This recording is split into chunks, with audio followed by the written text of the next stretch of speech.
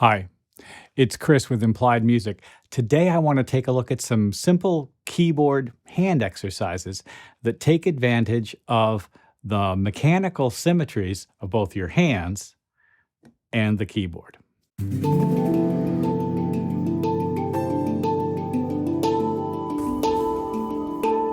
Well, music scales, things like that, they're not exactly symmetrical.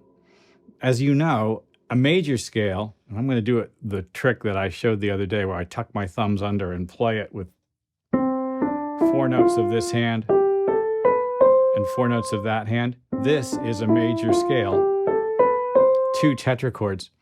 That's built in a way that's not tonally symmetrical, right? I mean, I know that they're two of the same things, and in a way this is an axis of symmetry, but what I want to look at is the actual mechanical symmetry of the keyboard, any keyboard. It could be an organ, a synth, a piano like this, and also the mechanical symmetries of my hands.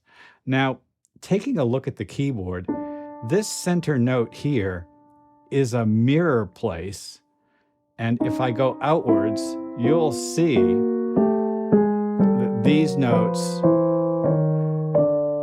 and these physical keys are symmetrical. In other words, I go outwards here to 2 black keys, 2 white keys, and then 2 more white keys. There's no black key in between those 2 things. So I'm going to take advantage of the fact that my hand is symmetrical and the keyboard is symmetrical to create some very simple exercises to build even strength around my hands. There's my mirror point. I'm going to move this thumb and this thumb on either side of it.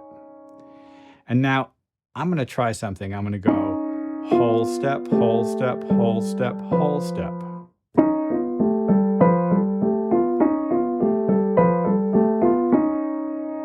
That was pretty easy, and you can see it's perfectly symmetrical. Now I'm going to go out a half step, and I'm going to do the same thing. Whole step. Out another half step. Whole steps. Now you can see my hands make a little rotation outwards when I get to my little finger. It's an important part of things.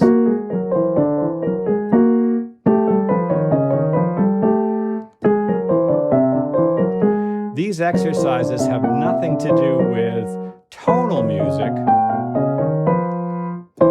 They're just mechanically symmetrical. Well, that's a terrific exercise. And as you noticed, my hands kind of were able to stay very smooth, sort of parallel to the keys the whole time. And that makes things, a little bit easier on the hands. Curled fingers, lifted, like imagine a coin on the back of your hand that you're lifting it up. Don't drop it on the keyboard.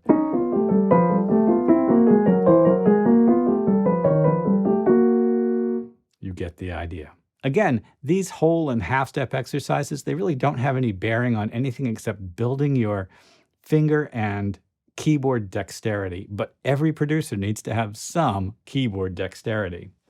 I think the single biggest strength building exercise young pianists can do is to practice exercises that extend their hand to the octave. Now, as it happens, if I divide the octave into minor thirds, I get a diminished chord. It's a diminished 7th chord with the octave on the top. And each diminished chord is going to have a unique profile, a unique shape of white and black keys. There's the one on D. As I go up, you see it goes black key, white key, white key, black key.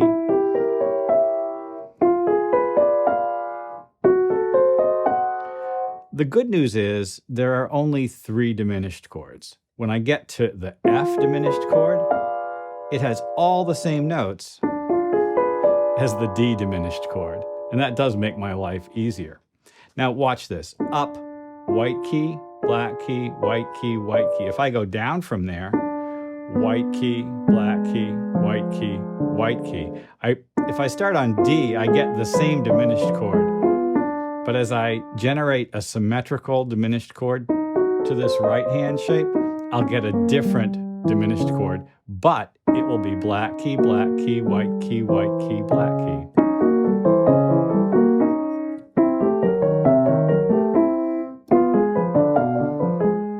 You get where I'm going? So here's the exercise. I'm going to start on, well, start on the E's. It'll be a little bit easier to conceive of.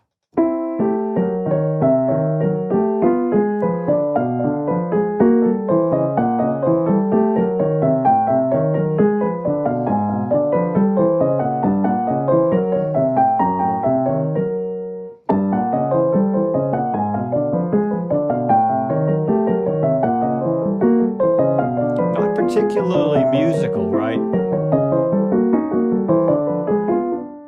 And yet perfectly symmetrical and terrific for your hands. There are tons of piano exercises for pianists especially, designed to build evenness across the very irregular shape of our hands, right? This big lumpy thumb here that's so short. The neurology of the fourth and fifth fingers is completely different from the second and third. And yet, as pianists, and music does not care about the limitations of our hands. So we want to really build even capacity across the range. Now, if you're like me and you want to build even more strength, you can just do something like a next level thing. And this is the last thing I'm going to say. And it's really simply, and it's been done for centuries for piano players, it's just doing trills. So remember that whole step shape? Let's consider doing a trill, which is, and then, and then,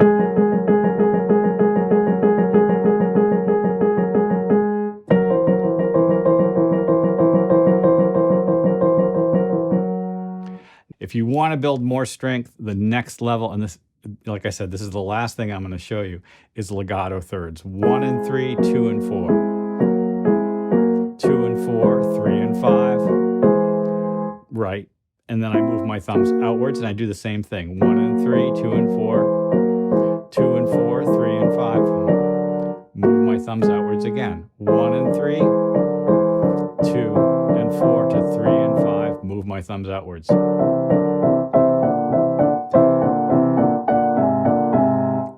You get the idea.